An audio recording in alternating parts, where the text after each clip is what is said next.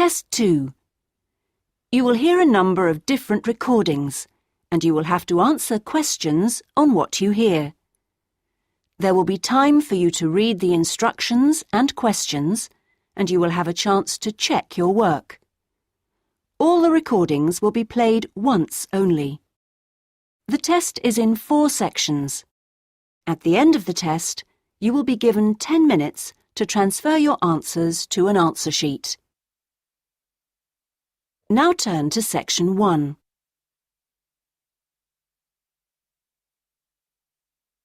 Section 1. You will hear a woman calling a local museum about children's art and craft workshops. First, you have some time to look at questions 1 to 5.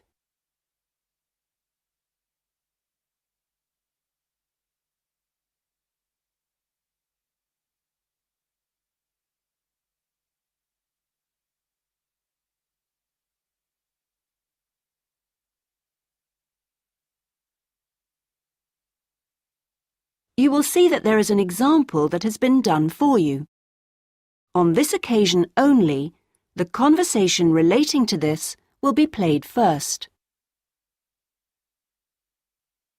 Good morning, Sidmouth Museum. Can I help you? Oh, yes. Good morning. I'm interested in the children's workshops, and I'd like a little more information, please. Do you mean the art and craft workshops? Yes, a friend of a friend mentioned them. The children do painting and make models and so forth. Yes, of course. Where to begin? First of all, as you probably know, they run every Saturday. The workshops are organised every Saturday, so Saturday has been written in the space. Now we shall begin. You should answer the questions as you listen, because you will not hear the recording a second time. Listen carefully and answer questions 1 to 5. Good morning, Sidmouth Museum. Can I help you? Oh, yes. Good morning. I'm interested in the children's workshops, and I'd like a little more information, please. Do you mean the art and craft workshops? Yes, a friend of a friend mentioned them. The children do painting and make models and so forth. Yes, of course. Where to begin? First of all, as you probably know, they run every Saturday. Fine. And what about ages? Well, all ages from 5 upwards are welcome, though we do ask that children below 8 years of age are accompanied by an adult. Fine. That wouldn't be a problem. What about cost? Well, I think you'll find them very reasonable. It's £2.50 a child, with 80p off for 2 or more children from the same family. Oh, yes. Very reasonable. And are they held in the main museum? Not exactly. They're nearby. Could you give me the full address? I don't know the area very well. Yes, it's Winter House. Right. And that's in Tamer Street. Could you spell that, please? Yes, T-A-M-E-R Street. Lovely. And I do need to tell you that there's a security entrance, so you need to press the green button for someone to let you in. Don't press the red button, please. But don't worry, it's all clearly labelled. Okay. And one more question. Is parking available nearby? We're driving in from out of town. Your best bet is to leave your car at the back of the library. On a Saturday morning, there are plenty of spaces there. It's right next door to the museum. And can I ask about booking places? Yes, and I must tell you, you really should book by calling the education department here. Oh, I'm sorry. Should I have rung them instead of the main museum number? No, that's fine this time. Please don't worry. But for future reference, I'll give you the direct number. It's 200-765. Great. I've got that.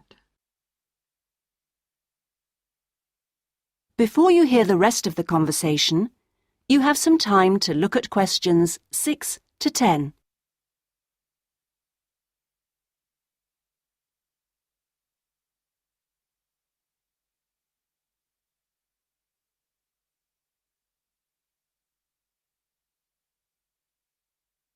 Now listen and answer questions 6 to 10. But I'm very happy to give you information about the next 2 workshops. On Saturday the 16th, there's building castles. Oh, sounds great. This involves quite a bit of glue, so just make sure the kids are in old clothes. I know, ones I don't mind getting mucky. Exactly. And if possible, could you bring along bottle tops, which the children might be able to use in the models, as decoration? We'll certainly try to find some for you. Then the following week... That'll be the 23rd, won't it? Yes, that's right. On that day, it's what we call undersea worlds. This is where they make scenes with fishes, underground caverns, and so on. Is that likely to get very dirty? Lots of paint splashes? Not really, so we don't recommend any special clothes for that one. But if you could search out some silver paper to bring along to use in the sessions, it's shiny, it looks like water, that'd be great. Yes, of course. We'll see what we can come up with. Well, thank you ever so much for all your help. The sessions sound really good, and I'll certainly book up for the next 2. Lovely. Thanks very much for ringing. Bye. Bye-bye. That is the end of section 1. You now have half a minute to check your answers.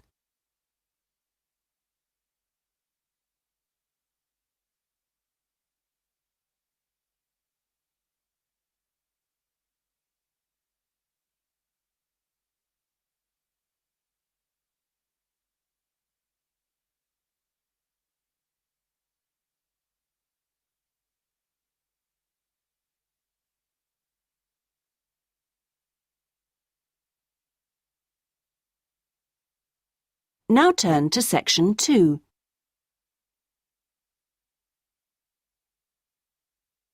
Section 2. You will hear a customer services official giving information to a passenger at a railway station in a town called Trebirch. First, you have some time to look at questions 11 to 17.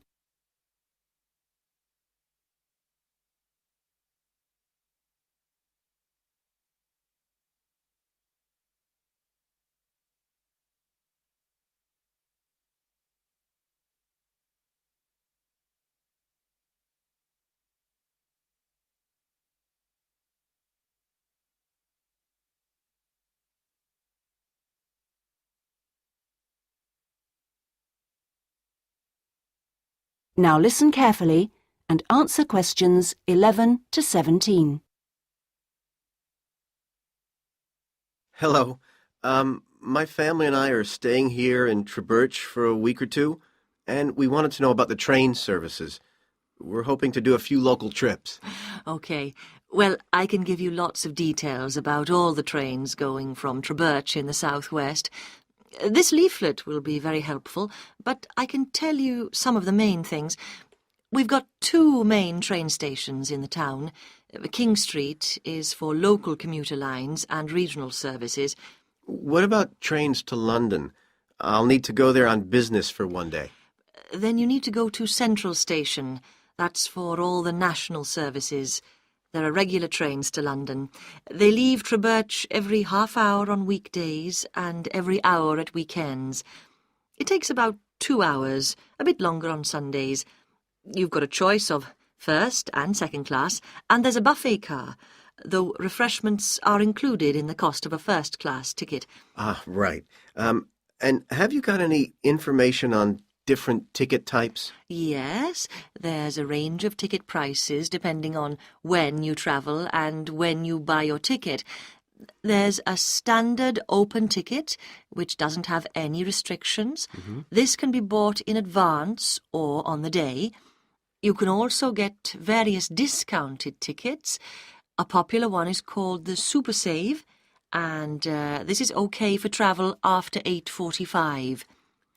Then there is the special ticket, which is valid for travel after 10:15. The special tickets are also valid for travel at weekends. The cheapest tickets are called advance, and you have to buy them at least 6 days ahead. Only a certain number are available, and you have to make seat reservations for these. Before you hear the rest of the conversation, you have some time to look at questions 18 to 20.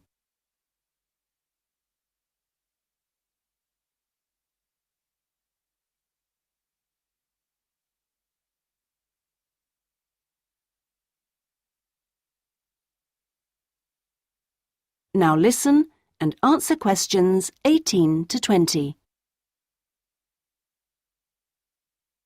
Thanks. And are there lots of places to go to around here? Oh, yes. You can enjoy many days out. There's the Merthyr Mining Museum, which is only half an hour from Trubirch by train. Your children will find it just as fascinating as any theme park, and they can ride in the original miners' lifts and on the coal trains. There are special excursion tickets which include entrance fees. Mainline trains also offer direct services to Bristol, where you can visit the docks or spend a great day out with the children in the zoo, which is set in the parkland that used to surround the old castle. Special family away day fares are available for this service now during the school holidays. Alternatively, you can be in Birmingham in only an hour and a half, where there's lots to see and do, including the new and internationally acclaimed climbing wall built on the site of the old aquarium. We will also be running a special service to Newport when the new Science Museum opens next year, as we anticipate a lot of visitors in the opening weeks. I'd advise you to call early to book your tickets. Is that okay? Yes, thanks. That is the end of section 2. You now have half a minute to check your answers.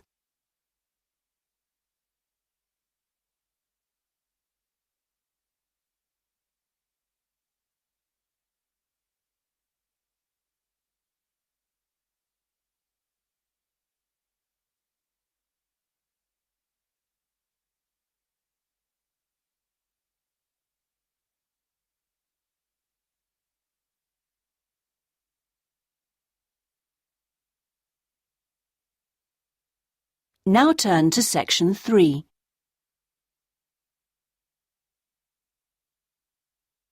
Section 3. You will hear a discussion between a tutor and an education student called Sandy about the student's dissertation. First, you have some time to look at questions 21 to 25.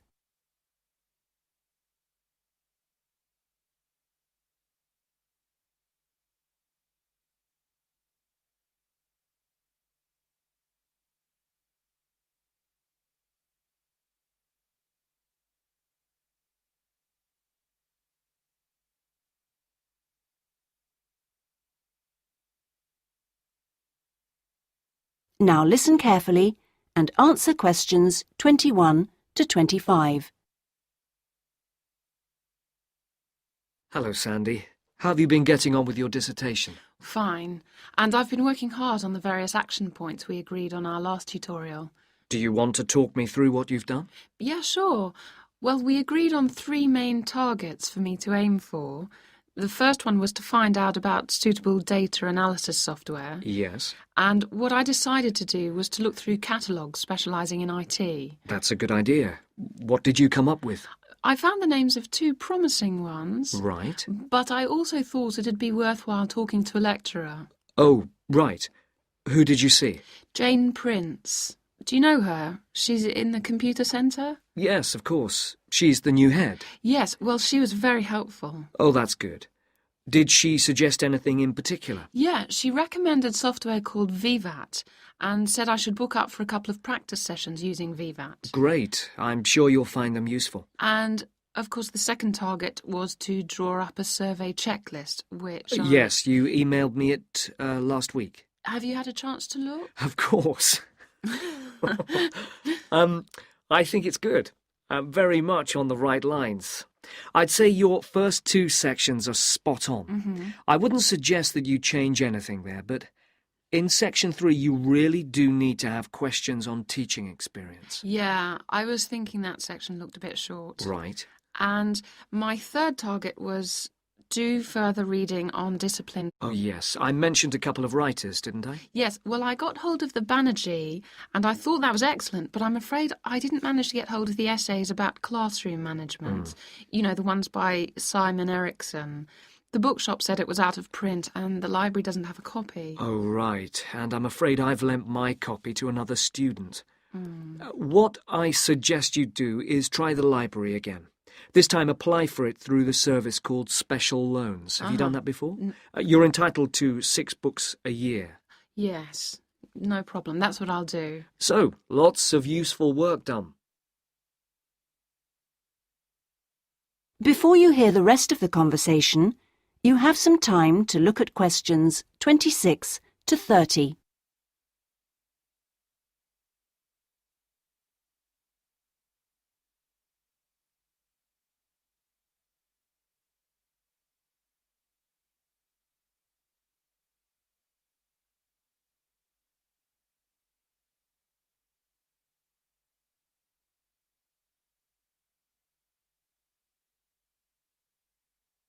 Now listen and answer questions 26 to 30.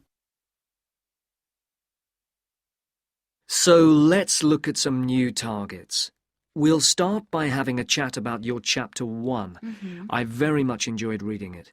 Your written style is very clear, and you've included lots of interesting descriptions of education in your target area. I've just got a couple of suggestions for some additional work. Of course. Could I just ask, what do you think I should call it?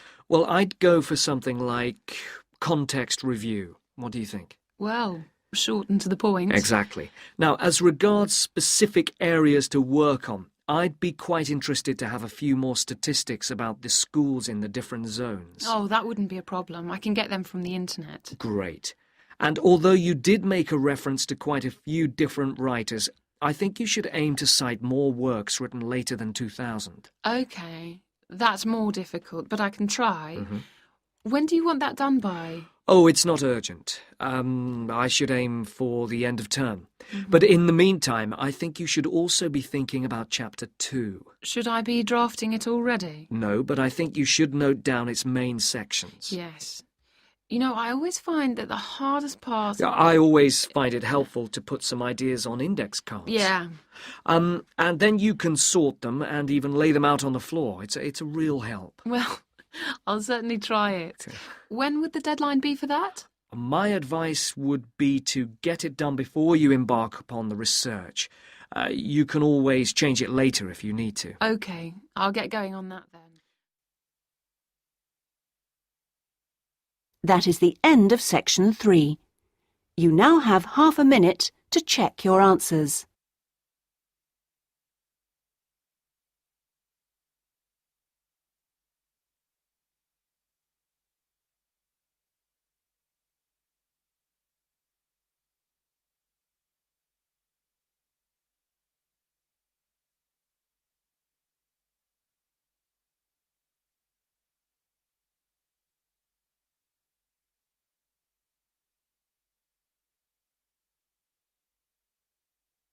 Now turn to Section 4.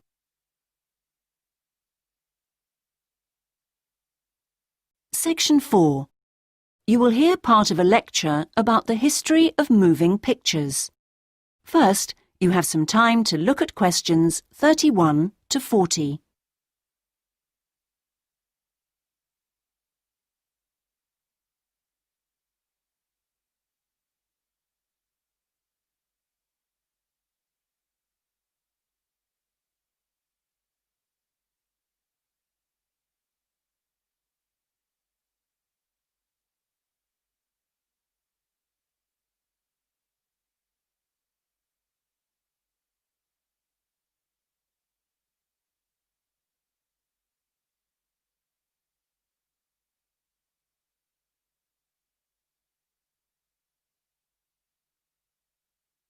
Now listen carefully and answer questions 31 to 40.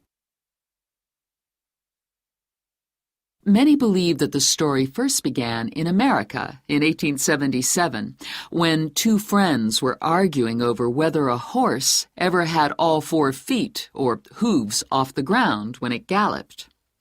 To settle the bet, a photographer was asked to photograph a horse galloping, and the bet was settled because you could see that all the hooves were off the ground in some of the photos. What was even more interesting was that if the photos were shown in quick succession, the horse looked like it was running. In other words, moving pictures. The person who became interested in taking the moving pictures to its next step was the famous American inventor Thomas Edison. Actually, he didn't do the work himself, but rather asked a young Scotsman in his employ to design a system, which he did. Now, this young fellow was clever, because the first thing he did was study other systems, primitive as they were, of moving pictures, and then put all the existing technologies together to make the first entire motion picture system. He designed a camera, a projection device, and the film. The system was first shown in New York in 1894 and was really very popular. Apparently, people lined up around the block to see the wonderful new invention. There were, however, a couple of problems with the system. The camera weighed over 200 kilograms, and only one person at a time could see the film. Well now, news of the new system in America traveled fast, and a number of rival European systems started to appear once people had heard about it. The single problem with all the systems was they couldn't really project the film onto a screen, so more than one person could see it. Then, in 1895, 3 systems were all developed, more or less at the same time and independently of each other. I guess the most famous of these was by the Lumière brothers from France, and they called their system the cinematograph, which of course is where the word cinema comes from. There were also 2 brothers in Germany who developed a successful system, and they called it a bioscope. Well, now once the problem of projection had been solved, the next challenge for the inventors was to make the films longer and more interesting. A continuing problem at the time was that the films had a tendency to break when they were being played, a problem which was caused by the tension between the 2 wheels, or reels as they are called, which hold the film. Now, this problem was solved by 2 American brothers. They developed the Lantham loop, which was the simple addition of a 3rd reel between the 2 main reels, and this took all the tension away, with the result that the film stopped snapping.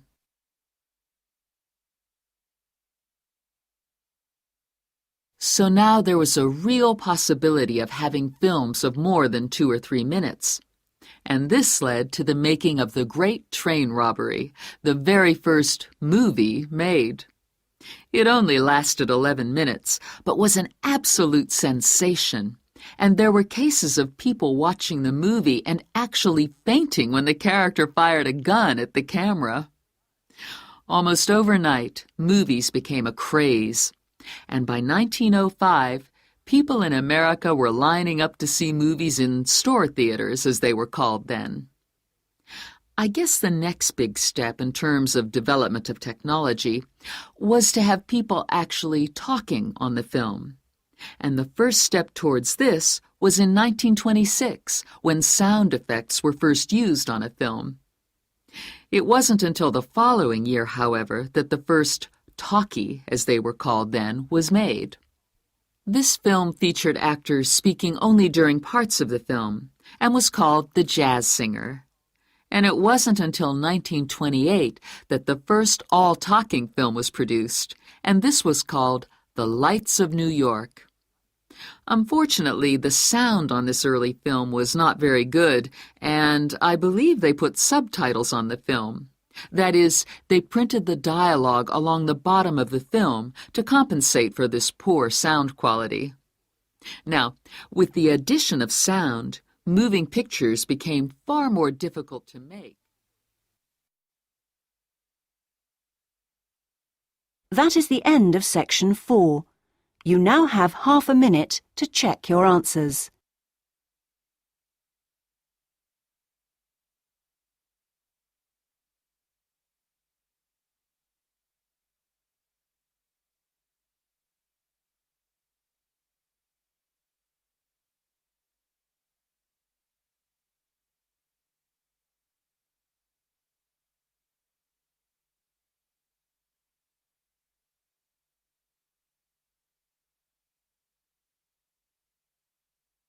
That is the end of the listening test. In the IELTS test, you would now have 10 minutes to transfer your answers to the listening answer sheet.